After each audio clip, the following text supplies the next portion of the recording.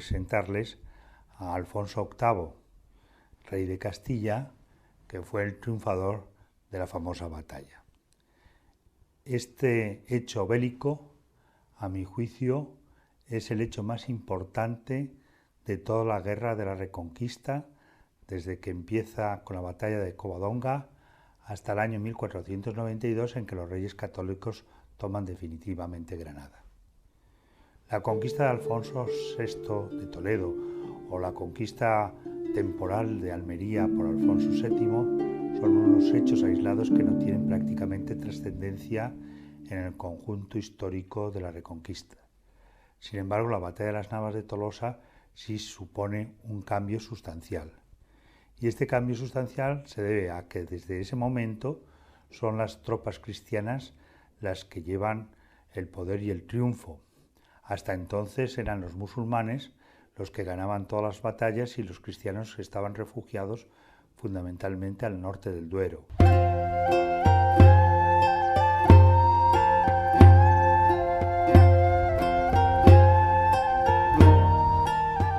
A principios del siglo XII hay un ideólogo, como ocurre tantas veces en la historia del Islam, que funda un movimiento reformista y trae una serie de ideas puritanas, reformadoras de lo anterior. Lo anterior exactamente ha sido otro movimiento paralelo de los almorávides que también ha surgido por ideas reformistas. Entonces hay una base religiosa, como suelen ocurrir las renovaciones políticas en el Islam medieval por lo menos. Este ideólogo se llama Ibn Tumart y es un bereber del Atlas, e inmediatamente, hacia 1115-1120, arrastra en su apoyo, en apoyo de su ideología renovadora, reformista, recaba y consigue la ayuda de una serie de tribus bereberes, de masmudas, que se llama la Confederación de Bereberes, que desde el primer momento le sigue. Entonces se une dos elementos muy importantes en lo almohade, que es el poder efectivo, digamos, político-militar de los bereberes y una ideología individualmente, incluso puesta por escrito, en una serie de libros doctrinales que se fundamentan en un reconocimiento puro y muy, muy intenso de la unicidad de Dios. Esa unicidad de Dios, concebida como fundamento teológico, se opone a lo que ellos llaman el antropomorfismo de los almorávides. Y el nombre en árabe es Tawhid, y los que reconocen eso e intentan expandirlo, inmediatamente adoptan el nombre en árabe de Al-Muwahhid. Y de ese nombre Al-Muwahhid, el que predica, el que postula fuertemente la unidad de Dios, viene nuestro nombre de almohades. Los almohades impusieron su poder sobre el sur peninsular durante 84 años, de 1145 a 1232. A mediados del siglo XII, el espacio peninsular presentaba un mosaico de reinos cristianos fronterizos al poder islámico. Portugal, León, Castilla y Aragón, y al norte de estos, Navarra, a menudo enfrentados entre ellos en luchas territoriales, recurriendo con frecuencia a la ayuda de los musulmanes para combatir contra sus vecinos cristianos. Frente a estos, el creciente poder almohade tampoco era homogéneo. La zona de Valencia y Murcia estaba dominada por el rey musulmán Almardanis, llamado por los cristianos el Rey Lobo, que se oponía decididamente, muchas veces apoyado por los propios cristianos, a que su territorio se integrara en el imperio almohade. El primer califa almohade, Abd al-Mumin, organizó desde Marrakech una serie de expediciones de tal suerte que pusieron bajo su dominio una gran parte del entonces Al-Ándalus. A la muerte de Abd al-Mumin, en el año 1163, le sucedería a su hijo Abu Yaqub, que llega a consolidar y extender el imperio almohade en Al-Ándalus, sometiendo a los últimos disidentes musulmanes del Levante peninsular. El tercer califa se llama Abu Yusuf al-Mansur y es el principal de todos ellos. Es, por ejemplo, este Abu Yusuf al-Mansur, el que termina la gran Sevilla almohade, el que termina la mezquita al-Jama sevillana, cuyo alminar, hoy lo llamamos la Giralda, pero es uno de los 3 grandes alminares almohades, dentro de esa arquitectura majestuosa con que los almohades se habían revestido. Testimonio del poder almohade viene a ser el alminar de la mezquita Aljama de Sevilla, construida según la tradición con el botín obtenido en la batalla de Alarcos. Torre gemela de otras 2 grandes mezquitas construidas bajo su impulso, la inacabada mezquita de Hassan, en Rabat, y la Kutubilla de Marrakech. Estampas hermanas de la Giralda de Sevilla. Desde estos alminares se llamó al combate y se alentó a los ejércitos. Hoy, estos símbolos fijan la imagen de la crónica histórica. La crónica de la batalla de las Navas de Tolosa fue escrita por varios autores, al menos 3 autores cristianos y 2 musulmanes. Pero la crónica más importante es la que escribió el arzobispo de Toledo, don Rodrigo Jiménez de Rada, porque participó en la batalla y porque fue además el gran guerrero que estableció el plan logístico de la batalla. Gracias a la organización de don Rodrigo se pudo mantener la logística, el aprovisionamiento de las tropas que tuvieron que viajar durante un mes desde Toledo hasta el puerto del Muradal. Don Rodrigo para mí es una de las figuras más importantes de la historia medieval de España. Cuando España en esa época estaba dividida en varios reinos cristianos y en un reino musulmán, don Rodrigo fue la primera persona que habló de la unidad de España. Él fue el primer historiador moderno que tenemos en España. Hasta don Rodrigo la historia se escribía en forma de crónicas, que era una mera forma de constatar los hechos. Sin embargo, don Rodrigo pues logra hacer una historia hilvanada, explicar los hechos, por qué se producen. Y además don Rodrigo fue un gran hombre de su época en el concepto también de un caballero guerrero, aunque era arzobispo. Yo lo he reproducido en plomo y lo he reproducido usando fotografías de cuando se levantó su tumba en el monasterio de Huerta, en la provincia de Soria. He intentado que el hábito del arzobispo en plomo sea exactamente igual, con el mismo dibujo del que se conserva actualmente en el monasterio. Pero aunque lo he representado en plomo con su báculo, que también se conserva en el monasterio, etc., yo creo poderme imaginar perfectamente cómo era la personalidad de don Rodrigo. Mis queridos amigos, me place poder, después de tanto tiempo, rememorar para ustedes aquellos hechos de armas que dieron honra a mi señor, el noble rey don Alfonso el VIII de Castilla. Mi señor, habiendo conquistado los almohades Cuenca y extendiendo sus dominios al sur del Tajo, fundó Plasencia. Se enfrentó al califa Yusuf en Alarcos, cayendo el ejército cristiano el aciago día del 18 de julio de 1195. En este lugar, Alarcos, situado una ciudad de nueva construcción de Alfonso VIII, que va a ubicarla sobre un antiguo oppidum ibérico de una gran importancia. Cada día estamos viendo la importancia que va teniendo o que debió de tener en su momento el Alarcos ibérico, sobre también un antiguo castillo, quizá de época taifa, quizá de época almorávide. Sobre este lugar, el rey cristiano Alfonso VIII, en los años previos a la batalla de Alarcos, concibe la idea de construir una gran ciudad. De hecho, las murallas que se ven, las murallas que vemos, todavía son de alguna manera el reflejo de ese concepto, de esa concepción de una gran ciudad, de ese proyecto urbanístico que va a tener el rey. No solamente va a hacerlo ahí, sino que el castillo va a sufrir una remodelación, siguiendo todas las nuevas técnicas de la época. Va a reconvertir torres rectangulares o cuadradas, se van a convertir en torres pentagonales en proa, y todo ello dentro de un gran proyecto urbanístico del rey. Es decir, el rey estaba construyendo su ciudad, la ciudad real, digamos, a unos kilómetros de la vecina Calatrava, que estaba en poder de la Orden ya, y está construyendo, como digo, esa gran ciudad justo como base de operaciones, quizá para la futura conquista de Andalucía.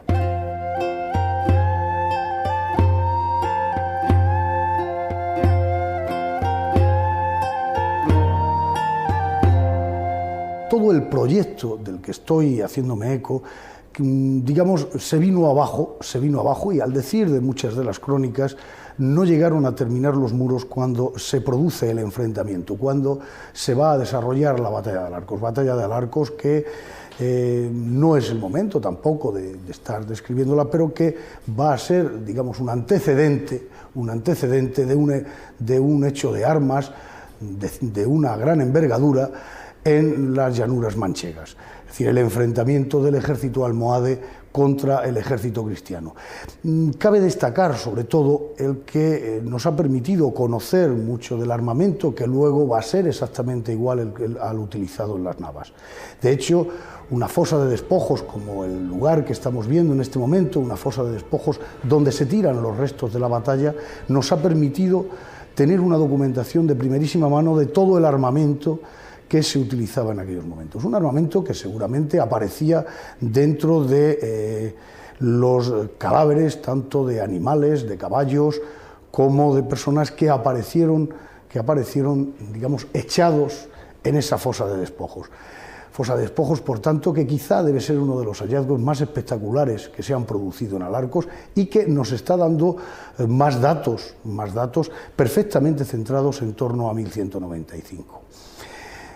Posteriormente hay un hecho también que cabe destacar. Después de la batalla de Alarcos, los almohades vuelven a tomar como capital Calatrava. Tras Alarcos, se iniciarían una serie de campañas ofensivas que vinieron a durar 3 años y que puso en poder de los almohades gran número de plazas fuertes, hasta ahora en poder de los castellanos. La frontera del reino de Alfonso VIII se vio comprimida hasta las márgenes del Tajo, llegando las razias musulmanas hasta las mismas murallas de la ciudad de Toledo. Solo queda, al sur de esta línea fronteriza, el castillo de Salvatierra, defendido por un grupo de caballeros calatravos, como una isla en territorio almohade, a las puertas de 2 de los pasos que conducían al interior de Andalucía. El rey don Alfonso, que anhelaba morir por la fe de Cristo, soportó a duras penas, aunque con inteligencia, el deshonor de la derrota de Alarcos y pactó treguas con los almohades durante 10 años. Pero vencidas las fechas, no consintió prolongarlas por más tiempo, sino que, empujado por su afán de superación y por el amor a su fe, lanzó la guerra en nombre del Señor. Recuerdo que redacté, en nombre del rey y del malogrado infante don Fernando, la carta a mi carísimo hermano Inocencio III, vicario de Cristo en la tierra, rogándole tuviera bien conceder el carácter de cruzada a la eminente campaña contra los enemigos de la fe. Los moros, con su califa al-Nasir, que años antes había sucedido a su padre, Yusuf, entraron con gran aparato y no menos esperanza de apoderarse de España.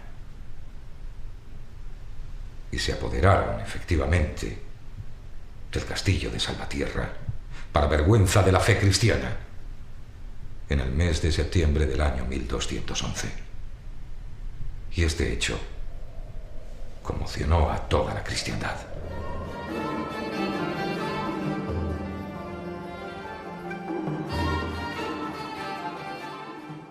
Mi nombre es Abu Abdallah Mohamed. Algunos me conocían como Al-Nasir, y los cristianos, en su ignorancia, me llamaban el Miramamolín.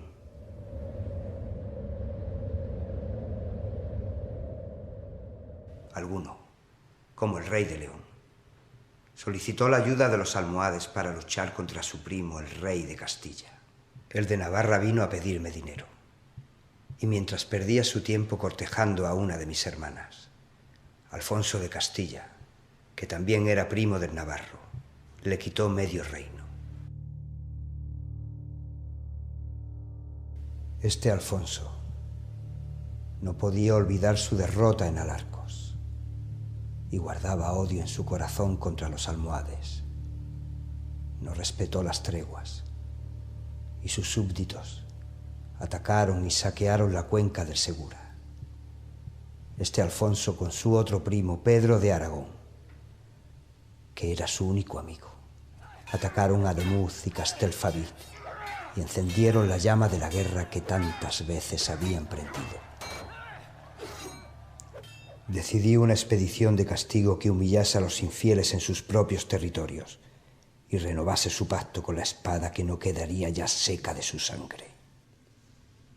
Elegí este castillo de Salvatierra, que había sido cogido en las redes de la cruz y por cuya culpa sufría el corazón de la fe musulmana. Dirigí contra el castillo a los árabes, pelotón tras pelotón, y lancé contra él cábila tras cábila.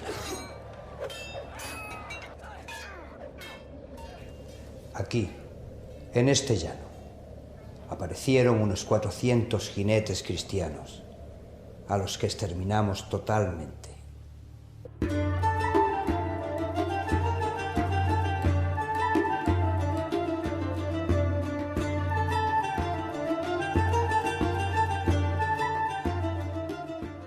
Después, nos apoderamos de los arrabales, que se extendían desde las peñas de la cumbre hasta el llano, y le prendimos fuego.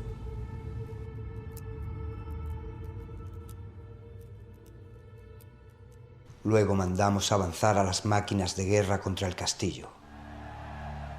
Lanzamos contra ellas piedras como montañas, y se esparció sobre ellos desde los barrancos una nube oscura de flechas, en las que se quebraban unas flechas contra otras. El que se salvaba de las piedras no se libraba de las saetas amontonadas como nubes.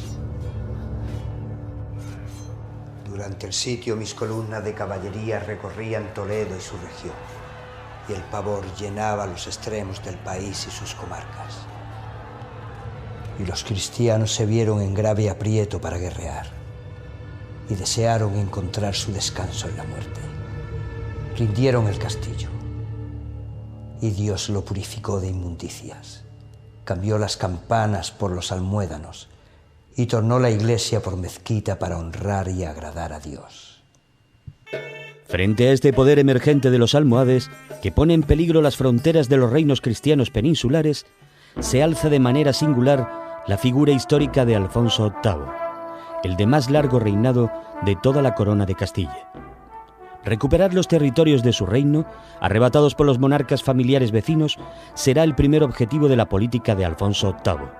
El segundo, ampliar su reino desplazando a los musulmanes hacia el sur. A tal fin, propone y consigue del Papa Inocencio III la consideración de cruzada a la gran expedición militar que viene preparando contra los almohades desde la derrota de Alarcos.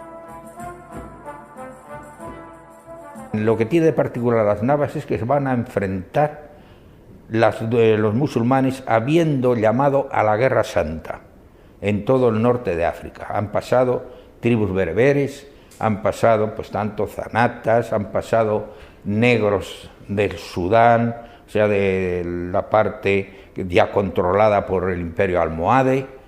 También están naturalmente los musulmanes andalusíes. Ha reunido todo un ejército, que las cifras que se dan oficialmente no son creíbles, pero que se reúnen varias decenas de millares de hombres. Y por parte cristiana se ha enviado un año antes a predicar una cruzada por toda Europa. Si no por toda Europa, ha sido en el norte de Italia y en gran parte de Francia. Y ha habido en algunas regiones de Francia una respuesta entusiasta en la que también varias decenas de millares acuden a esta batalla que una y otra parte están preparando para el año 1212. Es el 1211 la predicación de la Guerra Santa. En 1212 es cuando van a enfrentarse los dos ejércitos. Aquí nos encontramos con dos conceptos, llamémoslos religioso-políticos, que se van a enfrentar. Por parte musulmana está la Guerra Santa. ¿Qué es la Guerra Santa? La yihad. Ampliar, llamémoslo, no diríamos predicar, sino ampliar la comunidad islámica por la espada, que se acabaron las contemplaciones. Y por lo tanto, todo aquel que no quiera que no quiera convertirse al islamismo, sea pasado por la espada. Un medio, por lo tanto, de propagación va a ser la espada. Hay una excepción. Aunque no quieran convertirse, si son gentes del libro, el libro es la Biblia, son las gentes de la Biblia, estos pueden no convertirse, pero estos tienen que someterse. Si se someten y reconocen la supremacía de la autoridad islámica y pagan unas tributaciones, a estos hay que respetarlos, hay que dejarlos vivir, no con una tolerancia que hoy decimos como si aquello fueran todos iguales, no eran ciudadanos, eran de segunda clase. Esto es la que hoy viven los judíos y los cristianos. Esto es lo que aplicaron en el mundo islámico durante su propagación en todos los lugares. Esto fue una teoría excelente para la propagación del Islam.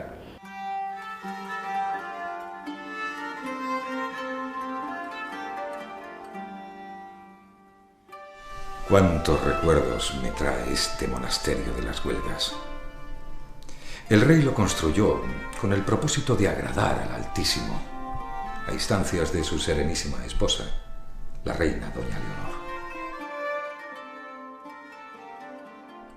Por estos claustros estudiamos el noble rey y yo las medidas que debían tomarse para la organización de tan magna empresa.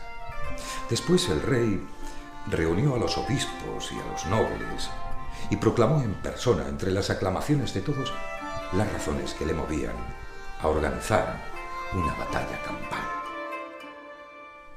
Escuchemos a mi señor, don Alfonso, que descansa junto a doña Leonor en el coro de este monasterio, mientras cantan día y noche los salmos de alabanza las monjas de la querida Orden del Císter.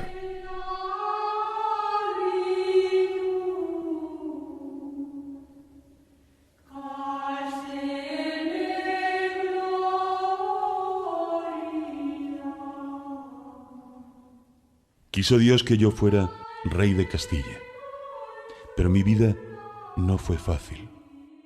El año de 1211 fue especialmente aciago.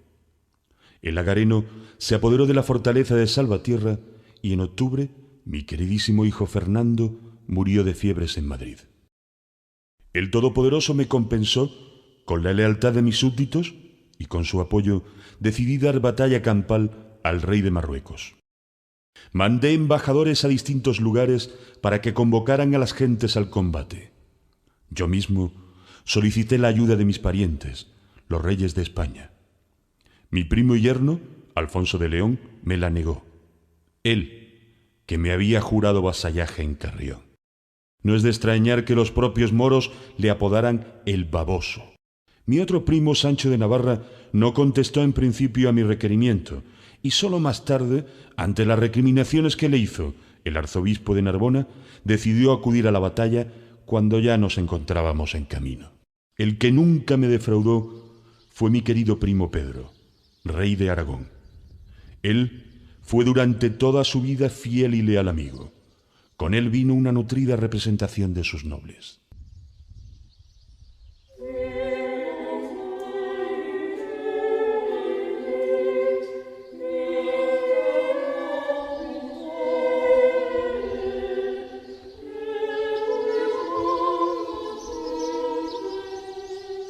Este derruido monasterio de Sigena en otro tiempo fue rico y próspero. Se adornaba con maravillosas pinturas que se perdieron por la insensatez de los hombres. Lo había mandado construir mi madre, la reina doña Sancha, y aquí finalmente fui enterrado en esta capilla junto a ella y a mis hermanas, que fueron monjas de la Orden del Hospital de San Juan. También muchos de mis buenos caballeros encontraron aquí su reposo después de perder su vida en la batalla de Muret. Pero hoy pretendo contarles una gesta gloriosa, como fue la batalla de las Navas.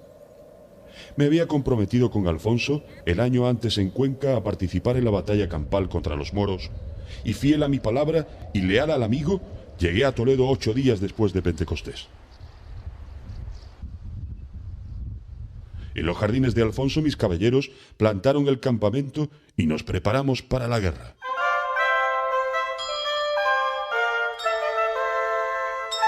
Para estudiar la guerra en la Edad Media peninsular contamos afortunadamente con un texto unas décadas solo posterior a la batalla de las Navas de Tolosa, que son las partidas de Alfonso X el Sabio. Alfonso X el Sabio decía que para hacer la guerra se necesitaban tres cosas: esfuerzo, maestría, exceso. Era la combinación de la inteligencia y de los medios con los que él podía contar en ese momento. Tenemos que pensar también que la guerra se hace por distintos tipos de expediciones que se diferencian por el tipo de personas que intervienen en ellas y el armamento que utilizan, y también por los fines. En realidad podríamos distinguir entre unas expediciones ofensivas y un solo tipo de expedición defensiva. Lo normal es que fueran expediciones de captura de botín o de daños puntuales al enemigo. Se podían distinguir entre el fonsado, la algarada, la cabalgada, y frente a ellas el apellido era la guerra defensiva, es la defensa pura del territorio. Eran las más normales. Por otra parte, tendremos dos tipos de expediciones que son, frente a lo que se suele pensar en la actualidad, más inusuales: el asedio a las fortalezas y sobre todo la batalla campal. Las batallas campales se diferenciaban del resto de las expediciones porque en ellas intervenían personalmente los reyes o los califas con sus enseñas del poder. Tenemos que pensar que en una gran campaña de este tipo, evidentemente, había unos cuerpos especializados. La caballería, los caballeros, los nobles, eran uno de estos cuerpos, el más importante prácticamente, junto con otros compuestos por ballesteros y honderos o zapadores fundamentalmente. A ellos les acompañaban una infantería que constituiría el grueso del ejército.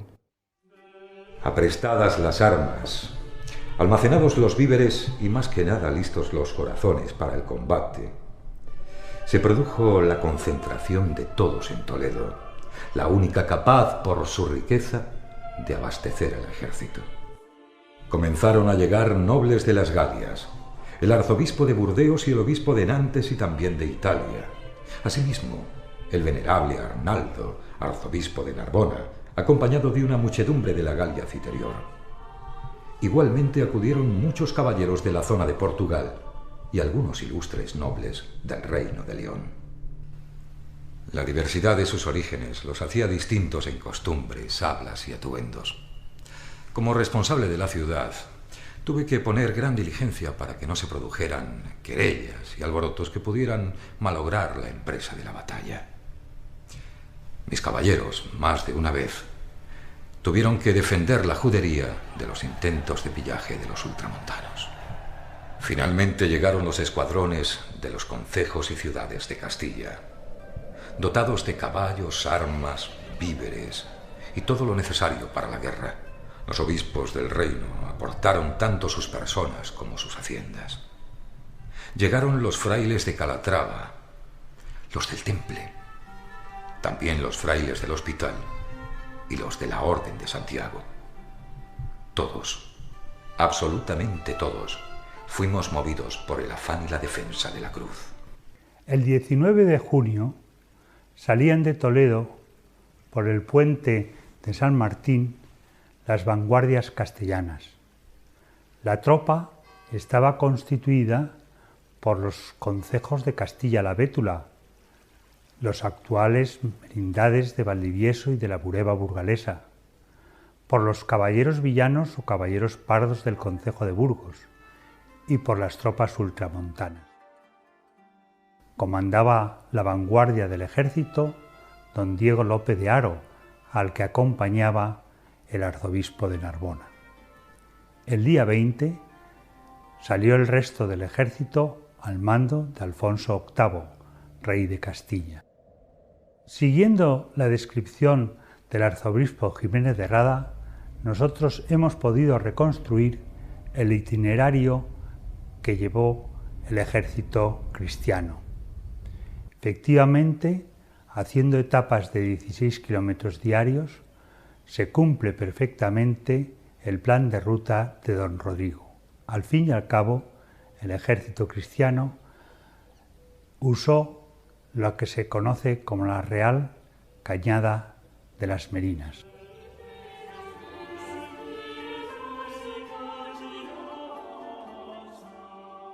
El día 23 de junio, la vanguardia llegó frente a Malagón, que era la primera plaza musulmana en su camino. Al día siguiente, la villa fue atacada por los ultramontanos. El gobernador almohade capituló esa misma noche bajo la condición de respetar la vida de sus habitantes, pacto que no cumplieron los ultramontanos, pasando a cuchillo a todos sus defensores. El día 27 partieron hacia Calatrava. Nos encontramos en Calatrava, actualmente conocida como Calatrava la Vieja. Era la ciudad más importante que conocemos, que existía en el camino que iba de Toledo a Córdoba, situada junto a la orilla izquierda del Guadiana, un Guadiana que no nos podemos imaginar cómo era actualmente, por lo que podemos ver. Era un río totalmente pantanoso, de curso vago, difícil de cruzar. Hay que imaginarse las tablas de Daimiel, que las tenemos aguas arriba, para conocer cómo era.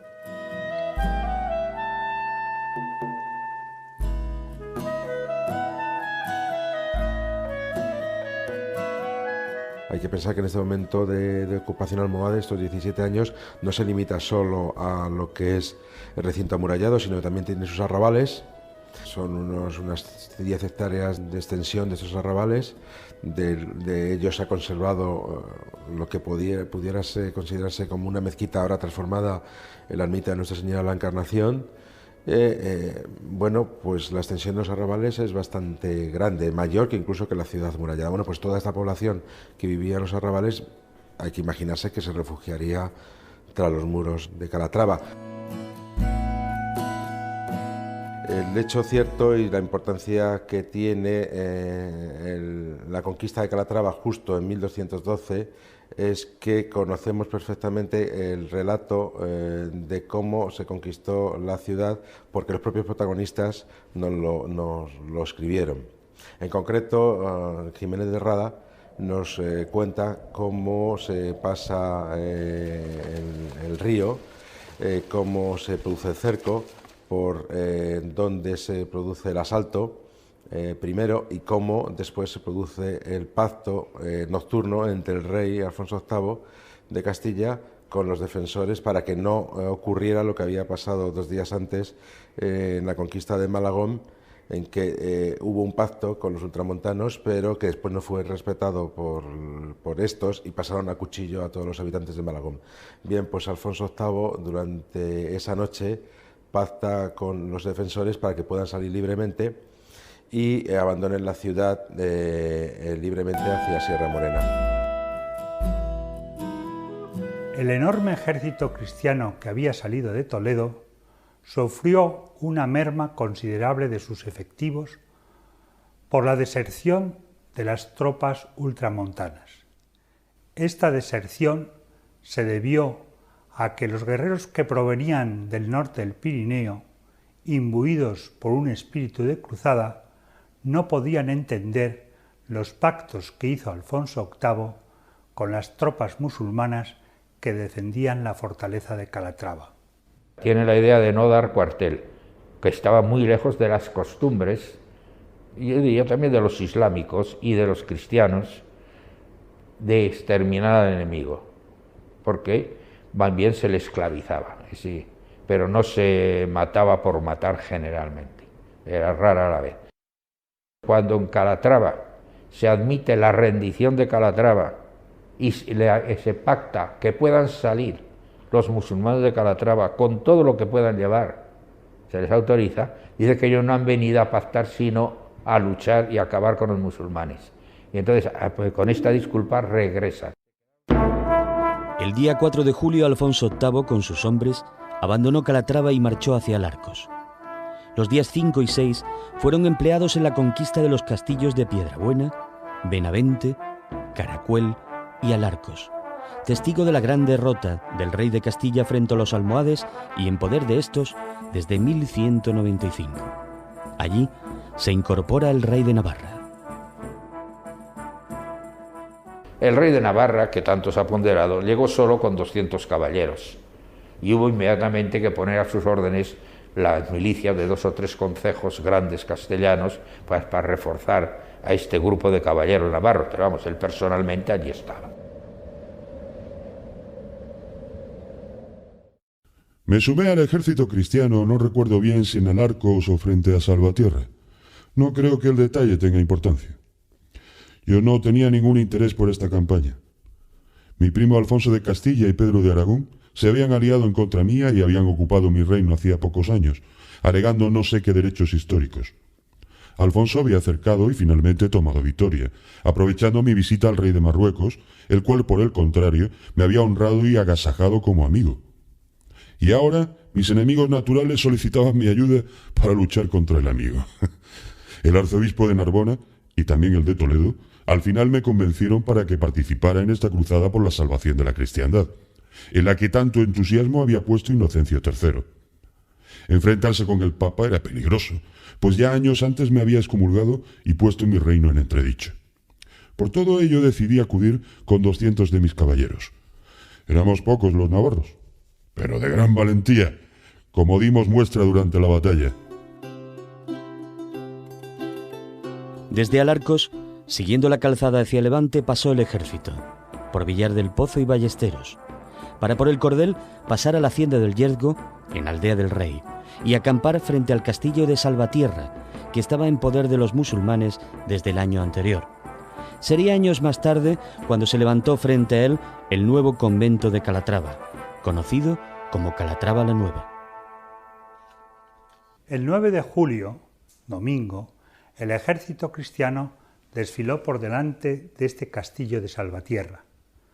Después atravesó por el llano el río Fresnedas y atacó la vertiente norte de la Sierra del Muradal. El día 12 se atravesó por este vado el río Guadalfayar, que actualmente recibe el nombre del río Magañas, aunque más hacia el levante actualmente también se conoce como el río de Despeñaperros. Siguieron la ruta de la antigua calzada romana que hoy todavía se conserva entre el Viso del Marqués y la Venta de Magañas.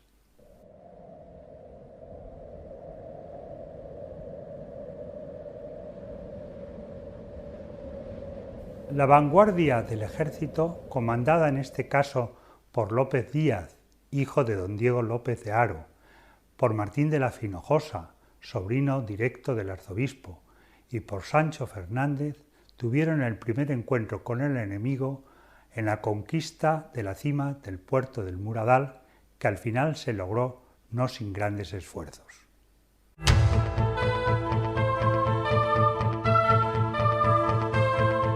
El actual Parque Natural de Despeñaperros fue el escenario bélico del decisivo momento histórico de las Navas de Tolosa.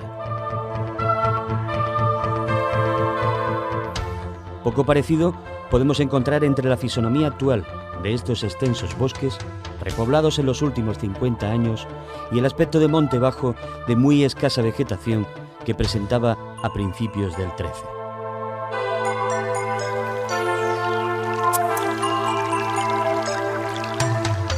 De otra parte, las vías de comunicación, ferrocarril y carretera, que hoy unen La Mancha y Andalucía, son en términos históricos muy recientes. De hecho, de finales del 19. Anteriormente a esta fecha, el Camino Real de Andalucía discurría no por el lecho del río como ahora ocurre, sino atravesando el puerto del Muradal y descendiendo hacia la Mesa del Rey. Ese camino decimonónico es aproximadamente el que vienen a seguir 9 siglos antes las tropas cristianas.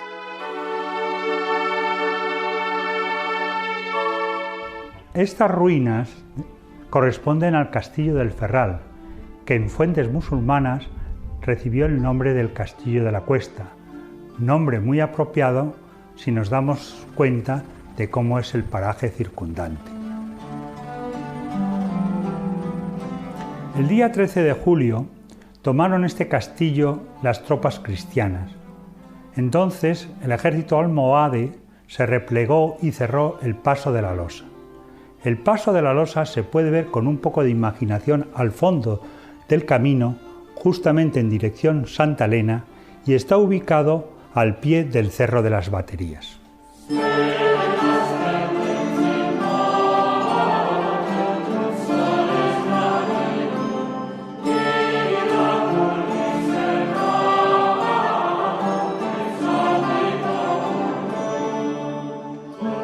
El rey Alfonso VIII, ante la imposibilidad de salvar este desfiladero del paso de la Losa con las tropas, cambió la ruta de las mismas gracias a un consejo recibido por un pastor que algunos quieren identificar como Martín Alhaja, y trasladó al ejército por la vertiente sur de la sierra, por delante de la Peña de Malabrigo, hacia poniente, para encontrar nuevamente la calzada romana que salta la sierra por el denominado Puerto del Rey. Comprobado por López de Haro y García Romero que lo que decía el pastor era cierto, ocuparon este monte, que tiene una explanada en lo alto.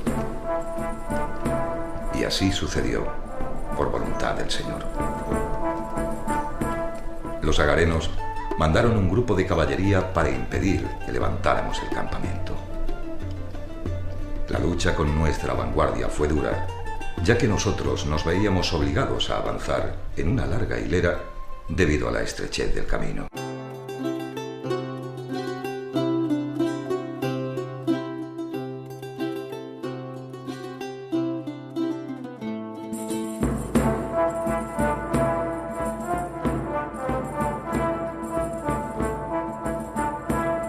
Después de un prolongado choque, los agarenos fueron rechazados por la gracia de Dios, estableciéndose el campamento sin novedad.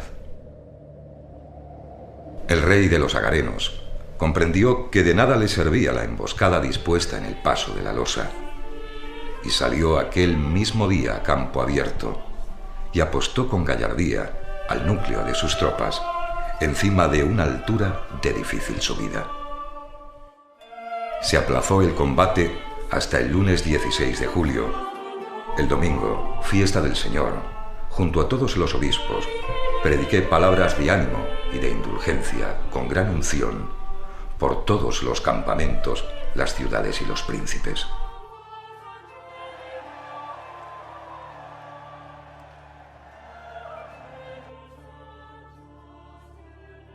En la madrugada del día siguiente, estalló el grito de júbilo y de la confesión, y la voz del pregonero ordenó que todos se aprestaran para el combate del Señor.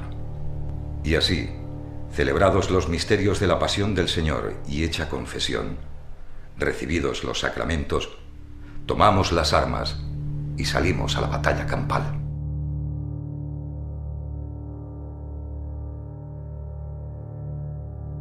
Por los textos contemporáneos pensamos que las grandes batallas campales debieron desarrollarse más o menos de una manera parecida, como puede ser el caso de Alarcos en 1195 y las Navas de Tolosa en 1212.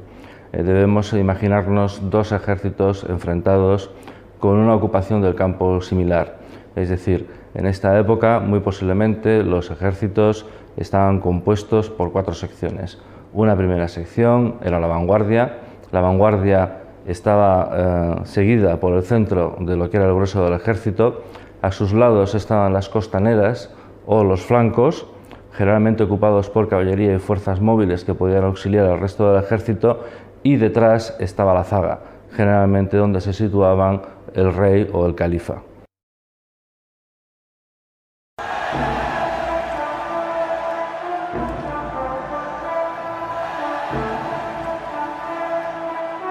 Diego López y los suyos mandó la vanguardia. El conde Gonzalo Núñez de Lara, con los frailes del Temple, del Hospital, de Oclés y de Calatrava, el núcleo central. Su flanco lo protegía Rodrigo Díaz de Cameros con su hermano Álvaro, Juan González y otros nobles con ellos. La retaguardia la mandaba el propio rey Alfonso. Le acompañábamos los obispos, Gonzalo Ruiz de Girón, sus hermanos, Rodrigo Pérez de Villalobos, Suero Téllez, Fernando García y otros.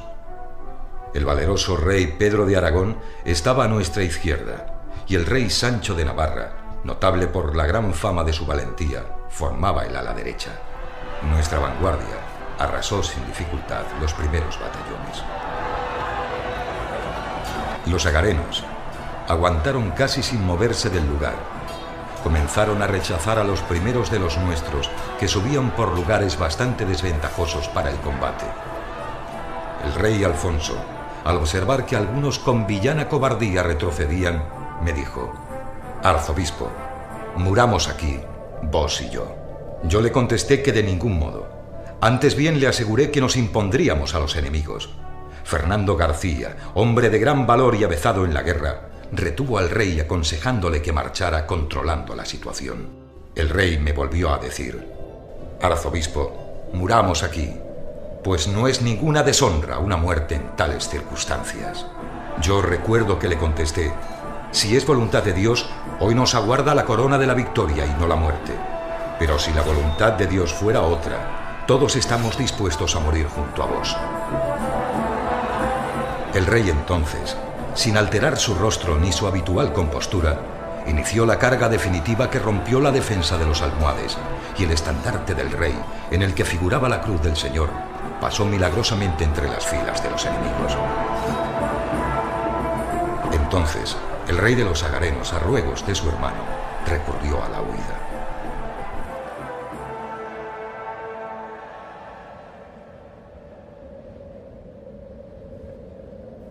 Es muy importante intentar imaginarnos cuál era el ambiente previo a un enfrentamiento tan importante como las Navas de Tolosa. Tenemos que imaginarnos que en los dos bandos, por un lado, en el ejército cristiano, están los sacerdotes y los jefes militares arengando a las tropas, y en el ejército musulmán está sucediendo exactamente lo mismo. En el caso del ejército musulmán, además, había un componente psicológico muy importante porque utilizaban tambores y distintos instrumentos musicales para montar un gran estruendo que aterrorizara a las tropas cristianas. Debemos pensar también que la bajada de un cerro como el Real Cristiano y el ataque de una carga de caballería, los cascos de los caballos, es ensordecedor. Y también debió ser ensordecedor los cientos o los miles de flechas que cruzaban el aire por los dos bandos cuando se van a encontrar las dos vanguardias de los dos ejércitos. A ello también debemos añadirles los gritos, para atemorizar por un lado y también para descargar toda la adrenalina que un combatiente lleva en ese momento. Es decir, debió ser ensordecedor. Sabemos además que casi no había vegetación, con lo cual si le unimos el calor y la polvareda, la sangre, el estruendo del choque de las armas, debió ser francamente aterrador. Después de la batalla le dije al rey: «Tened presente, Alfonso, que esta batalla la has ganado por la gracia de Dios, que suplió todas nuestras carencias y hoy borró el deshonor de la derrota de Alarcos». También le recordé que no se olvidara de sus caballeros, con cuyo concurso había logrado tanta gloria. 2 años después de aquella batalla, que algunos llamaron la batalla de Úbeda y otros de las Navas de Tolosa, y que para nosotros solo fue la batalla decisiva contra los almohades, vine a descansar para siempre a este monasterio de Huelgas. Dios no quiso que mis hijos varones heredaran un reino que defendí día a día con la espada durante 42 años. Pero Él, que todo lo puede, dejaba el camino abierto a mi nieto Fernando, que no solo reuniría en su persona las coronas de Castilla y de León, sino que continuaría incansable la guerra contra los agarenos, como yo hice con sus hermanos almohades.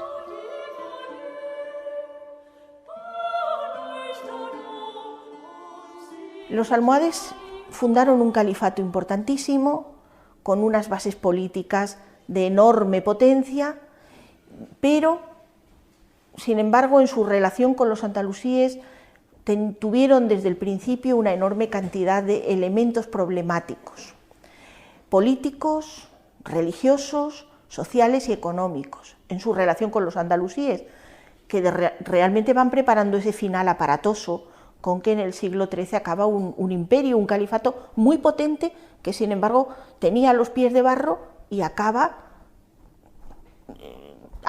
de repente, ¿no? Parece mentira. Si vemos la potencia enorme de su construcción político-religiosa, cómo todo eso se aniquila y decae en pocos años, ¿no? Los días siguientes a la batalla tomamos los castillos de Vilches, Baños y Tolosa. Después cayeron Úbeda y Baeza. Y así comenzó el derrumbe del Imperio almohade. Pero eso es otra historia.